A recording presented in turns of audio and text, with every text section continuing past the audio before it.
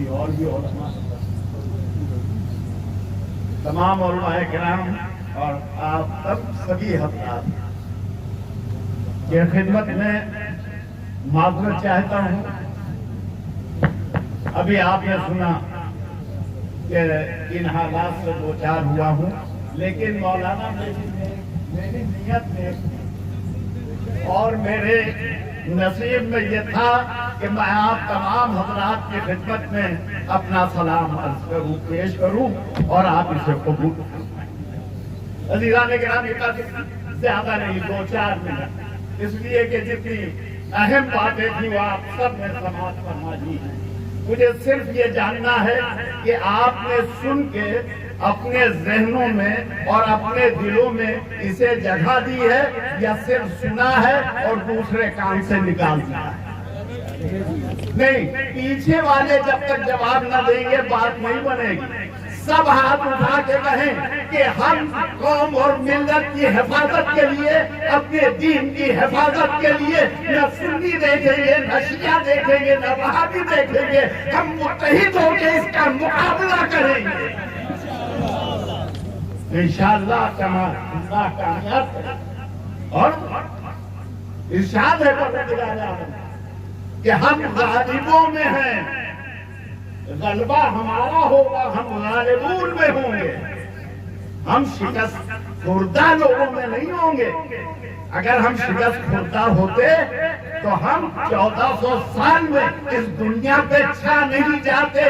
یہ ہماری ہمت و جرات، ہمارا دین اور ایمان ہے کہ آج ہم دنیا کی سب سے بڑی قوم بن کر ابھرے ہیں سب کے ساتھ۔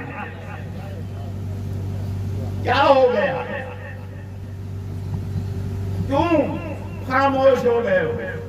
دنیا کے کسی قانون میں اپنا حق ماننے کی کہیں منائی نہیں کی گئی، کسی نے روکا نہیں ہے۔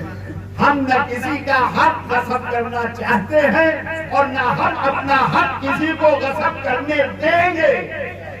یہ ہماری تاریخ رہی ہے۔ یہ الگ بات ہے کہ ہم امن و انصاف کے پرستار ہیں، ہم نہیں چاہتے ہیں کہ کوئی خلفشار پیدا ہو، لیکن ہم یہ بھی بتا دینا چاہتے ہیں کہ ہم اپنے حق کو حاصل کرنا بھی چاہتے ہیں۔ اگر پنجاب کے مختصر سے لوگ اس حکومت کو ہلا دے سکتے ہیں تو 24-25 کروڑ مسلمان اس ہندوستان میں اپنا حق نہیں حاصل کر سکتے؟ کس میں مجال ہے جو اوقاف کو چھین لے گا؟ میں مہاراشٹر بورڈ کا ممبر رہا ہوں، 5 سال رہا ہوں میں ممبر۔ آپ کو شاید بتایا بھی ہو یہاں لوگوں نے کہ ہندوستان میں 3 ایسے بڑے ادارے ہیں کہ جن کے پاس سب سے زیادہ زمین ہے پورے ملک میں۔ سب سے پہلے آپ کا ڈیفنس ہے، دوسرا ریلویز ہے اور تیسرا وقف ہے۔ یہ باقی جو ڈیفنس کی اور ریلویز کی ہیں یہ دوسروں کی زمینیں حاصل کی گئی ہیں، اور وقف کی زمینیں وہ ہیں جو اللہ کے لیے خود اپنی زمین دی گئی ہے۔ ہم نے کسی سے چھین کے وقف نہیں کیا، ہم نے کسی سے زبردستی، اور ہم کر بھی نہیں سکتے۔ غاصبانہ طور پر کسی چیز کو حاصل کر کے اللہ کی بارگاہ میں کیسے پیش کر سکتے ہیں؟ تو آپ کو متحد ہونا ہے، چند جملے خط۔ آپ کو متحد ہونا ہے کس کے لیے؟ اپنے حقوق کے لیے متحد ہونا ہے، امن و ہستی کو قائم کرنے کے لیے آپ کو متحد ہونا ہے۔ بہت لڑ لیے میرے بھیا، بہت لڑ لیے، اللہ گواہ ہے۔ کیا ہاتھ ملا بتائیے؟ کیا ابھی آپ سن رہے تھے نا کہ ہم ہاتھ کاٹنے پہ لگے ہیں، کوئی باندھ کے، کوئی یہاں کوئی وہاں، اور وہاں دشمن کھڑا ہوا ہمارے دونوں بازوؤں کو کاٹنے کے لیے کھڑا ہے۔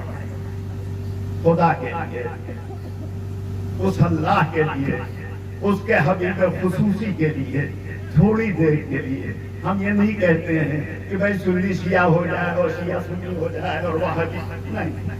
یہ سب آپ کے اعتقادات پر بہت جم کے رہتے ہیں، لیکن مشترکہ معاملات میں ایک ہو جائیے، جو مشترک معاملات ہیں ایک ہو جائیے، جیسا کہ مولانا نے کہا ہے یہ ہم پر فرض ہے کہ ہم مسلمان کی عزت و حقوق کی محافظت کریں بحیثیت مسلمان، اور صرف مسلمان کی نہیں، ہر اس مظلوم کی کہ جس پر ظلم ہو رہا ہے ہم اس کے ساتھ کھڑے ہوئے ہیں، ہم مستضعفین کے ساتھ کھڑے ہوئے ہیں، ہم ان کے ساتھ کھڑے ہوئے ہیں جنہیں کچل دیا گیا ہے، جن کے حقوق چھین لیے گئے ہیں۔ تو اگر ہم دوسروں کا ساتھ دے سکتے ہیں حق حاصل کرنے میں، تو کیا ہمارے اندر اتنی قوت نہیں ہے کہ ہم اپنا حق حاصل کر سکیں؟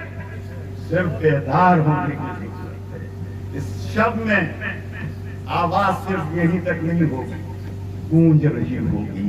ایسا نہ ہو کہ صبح ہوتے ہوتے سرد ہو جائے، اسے گونجتا رہنے دیجیے، اس پر سوچیے اور فکر کیجیے تاکہ اصلی آنے والی اگلی نسل کے سامنے آپ شرمندگی سے جواب نہ دیں، بلکہ یہ کہیں کہ آج جو کچھ تمہارے پاس ہے وہ ہماری قربانی کرنا ہے۔ بس انہی لفظوں کے ساتھ اس امید سے اتنا لمبا سفر کر کے مولانا کے حکم پر آیا ہوں۔